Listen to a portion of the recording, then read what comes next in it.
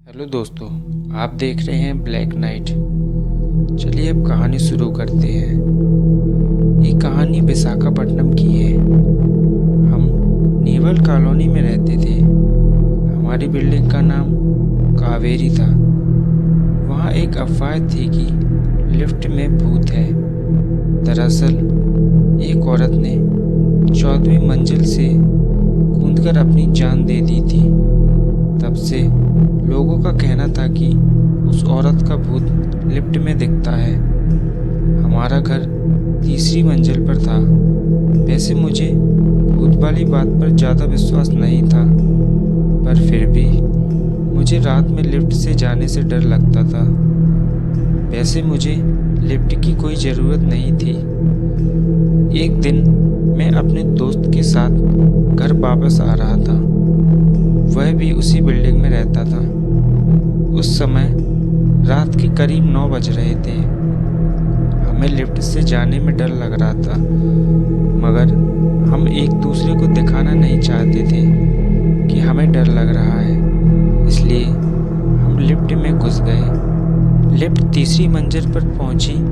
दरवाज़ा आधा खुला और खुद ही बंद हो गया। लिफ्ट ऊपर जाने लगी। हमने लिफ्ट रोकने की कोशिश की, मगर कोई बटन काम नहीं कर रहा था।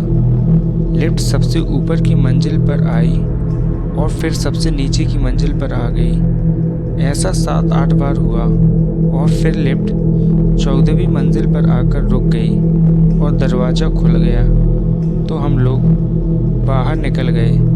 जैसे ही बाहर निकले, लिफ्ट नीचे चली गई। हम लोगों ने सामने देखा तो पता चला कि ये 14वीं मंजिल है। तो हम लोग बहुत घबरा गए और सीढ़ियों की तरफ भागने लगे।